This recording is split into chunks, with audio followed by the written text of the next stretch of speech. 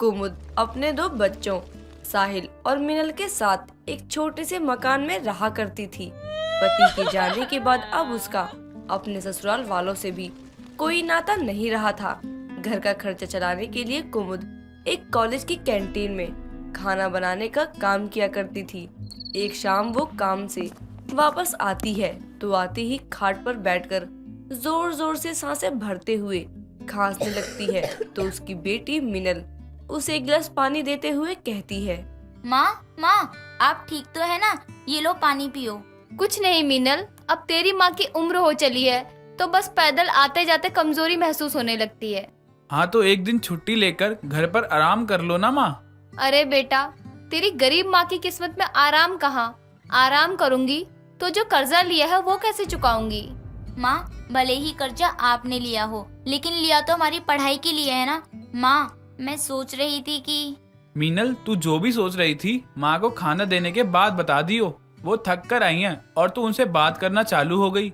हाँ हाँ माँ, आप हाथ मुंह धो लो, मैं अभी खाना लगा देती हूँ। तभी कुमुद खांसती हुई मुंह हाथ धोने चली जाती है। कुमुद का परिवार गरीबी में अपनी जिंदगी जैसे तैसे बिता रहा था। रविवार के दिन जब तीनों घर पर ही बैठे चाय पी रहे होते हैं, तभी धर्मपाल नाम का आदमी अपने कुछ लोगों के साथ कुमुद के घर आ धमकता है। हाँ कुमुद बहन, थोड़ी चाय हमें भी पिला दो।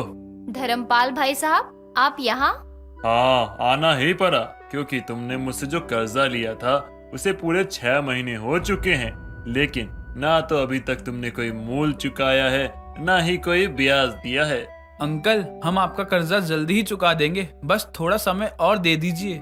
ऐसा है बेटा कि जल्दी ही चुका देंगे, ऐसी गोली तो मुझे देना मत, किसी और को ही खिलाना। मैं तो यहाँ अपने पैसे लेने आया हूँ, वरना मेरे आदमी तुम्हारे घर का सामान ले जाएंगे।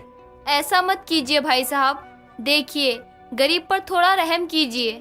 कुमुद के बहुत कहने पर भी धर्मपाल नहीं मानता तो आखिर में कुमुद जमा किए हुए कुछ पैसे उसे दे देती है और धर्मपाल उसे बाकी का कर्जा जल्दी ही चुकाने के लिए बोलकर वहां से चला जाता है।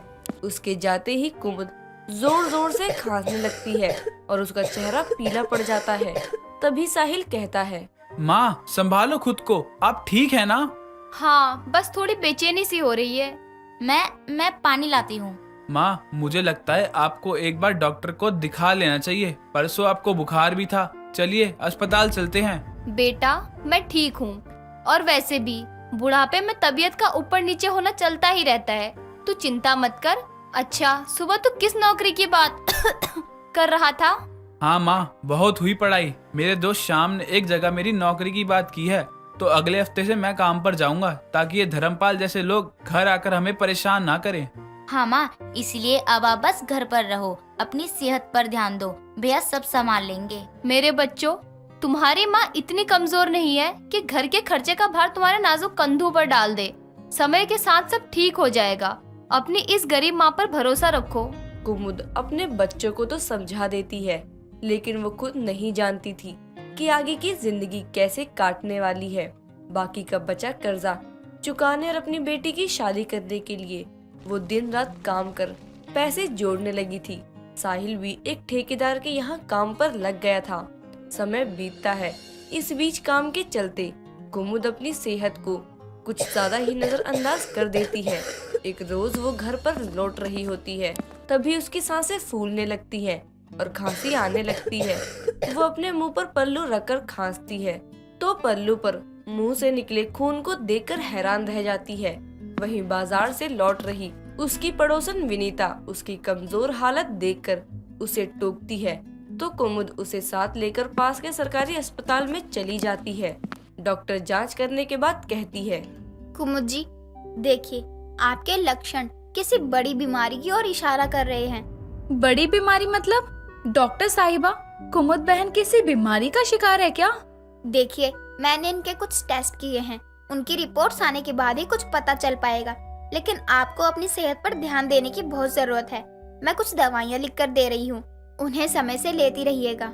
जी डॉक्टर साहिबा। कुमुद दवाइयाँ लेकर घर चली जाती है। अगले दिन उसकी तबीयत ज्यादा खराब हो जाती है, जिसके कारण वो काम पर भी नहीं जा पाती। तो उसका बेटा साहिल पड़ोसन के बताए अस्पताल में अपनी माँ की रिपोर्ट्स लेने जाता है। वो माँ की तबीयत ठीक नहीं थी, इसलिए मैं ही यहाँ आ गया। डॉक्टर, रिपोर्ट्स में सब ठीक तो है ना? देखो, कुमुद जी की रिपोर्ट्स बताती हैं कि उन्हें ब्लड कैंसर है। ये बात जानकर कि उसकी गरीब माँ को कैंसर हुआ है, उसके पैरों तले जमीन खिसक जाती है। एक पल वो शांत हो जाता है। तभी डॉक्टर उससे कहती है, देखो साहिल, बीमारी अमीरी और गरीबी देखकर नहीं होती है और कैंसर होने के बहुत कारण हो सकते हैं। तुम्हें उन्हें शहर के किसी अच्छे अस्पताल में ले जाना चाहिए जहाँ कैंसर का ट्रीटमेंट हो सके। डॉक्टर, माँ के इलाज में कितना खर्चा हो जाएगा? देखो साहिल, कुछ कह नहीं सकते। कैंसर का ट्रीटमेंट बहुत महंगा होता है, लेकिन अगर ठीक से इलाज मिला तो तुम्हारी माँ शायद बच भी सकती है। इसलिए अभी कुछ कहना मुश्किल है। बच भी सकती है? हैं? आप क्या कहना चाहती हैं? मैं तुम्हें जो सच है वही बता रही हूँ कि कैंसर एक बड़ी बीमारी है। इससे मरीज की जान भी जा सकती है। डॉक्टर की बातें साहिल को अंदर से तोड़ देती हैं। वो नम आंखें लिए अस्पताल से निकल जाता है और सोच में पड़ जाता है कि अपनी माँ को मौत के मुंह से कैसे निकाले। वो सोचते अपने घर पहुँचता है। उसका उदास चेहरा देखकर कुमुद के पूछने पर वो उसे कुछ नहीं कहता। समय बीतता है। कुमुद की हालत बिगड़ती ही जाती है। साहिल उसे इलाज के लिए शहर ले जाने के लिए दिन रात मेहनत करना शुरू कर देता है। एक रोज वो देर रात घर लौटता है तो मिनल अपनी माँ की रिपोर्ट्स लिए उसके सामने खड़ी हो जाती है। माँ को कैंसर हुआ है और ये बात आपने मुझसे छुपाई क्यों भैया? धीरे बोल मिनल, माँ ने सुन लिया तो ठीक नहीं होगा। मैंने छुपाई नहीं, बस मुझे समझ नहीं आ रहा कि मैं क्या करूँ। दिन रात खून पसीना एक कर मेहनत कर रहा हूँ माँ को शहर ले जा सकूँ इलाज के लिए, पर ये गरीबी है कि भैया, माँ को ऐसे नहीं खो सकते। माँ को बचा लो भैया, माँ को बचा लो। मैं अपनी तरफ से पूरी कोशिश कर रहा हूँ मीनल। माँ को शहर लेकर ही जाना है, चाहे जो करना पड़े। दोनों की बातें उनकी बीमार माँ सुन लेती है और अपने बच्चों को अपनी कैंसर की बीमारी के चलते इतना सब कुछ सहते देख खुद भी रोने लगती है। रोते रोते उसके मुंह से खून निकलने लगता है और वो बेहोश हो जाती है। ये देख साहिल और मिनल हैरान हो जाते हैं और उसी समय दोनों अपनी बीमार माँ को लेकर अस्पताल पहुँचते हैं, जहाँ उसे एडमिट कर लिया जाता है। सुबह होते ही उसकी पड़ोसन विनीता भी अस्पताल पहुँचती है। हाय दैया, ये क्या हाल बना लिया है तूने अपना कुमुद। बीमारी के चलते तो तेरा पति भी दुनिया से चला गया, कहीं तू भी? नहीं, माँ को कुछ नहीं होगा। माना वो बीमार है लेकिन ठीक तो हो जाएंगी। हम उनका अच्छे से इलाज करवाएंगे। आप लोग शांत हो जाइए, मरीज को आराम की जरूरत है। साहिल, मीनल, तुम्हारी माँ की हालत बहुत नाजुक है। हमने इन्हें एडमिट तो कर लिया है, लेकिन उनका इलाज यहाँ नहीं हो सकता।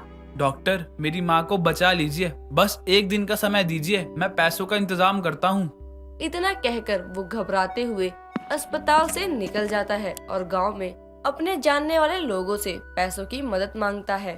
साथ ही अपने बैंक में रखे पैसे भी निकाल लेता है। साथ ही धर्मपाल से कुछ पैसे उधार लेकर अगले दिन अस्पताल पहुंचता है तो देखता है उसकी बीमार माँ मिनल का हाथ पकड़े लंबी लंबी सांसें लेते हुए बस उसे देखे जा रही होती है कि डॉक्टर उसकी हालत देखकर अपने हाथ खड़े कर चुके होते हैं। तभी अपनी आखिरी सांसें गिनते हुए गरीब माँ अपने दोनों बच्चों से कहती है, मेरे जाने के बाद कभी एक दूसरे का साथ मत छोड़ना मेरे बच्चों। तुम्हारी गरीब माँ को यह कैंसर की बीमारी भले ही इस दुनिया से रवाना कर रही, लेकिन मेरा आशीर्वाद तुम पर हमेशा बना रहेगा। नहीं नहीं माँ, ऐसा मत कहो। बाबा भी बीमारी के चलते हमें छोड़कर चले गए और अब तुम भी। अपना ख्याल रखना मेरे बच्चों। इतना कहकर वो गरीब माँ अपनी आखिरी सांसें लेती है और मिनल अपनी माँ को यूं शांत पड़े देखकर फूट फूट कर रोती है। दोनों भाई बहन कैंसर के शिकार अपनी गरीब माँ की चिता को आग देकर उसे अंतिम विदाई देते हैं, लेकिन उनके मन में ये अफसोस हमेशा के लिए रह जाता है कि गरीबी के चलते वो अपनी गरीब माँ का इलाज ना करा सके। दोस्तों, अगर आपको ये कहानी पसंद आई तो इसे लाइक करें, शेयर करें और कमेंट करके बताएं कि कहानी में आपको सबसे अच्छा क्या लगा।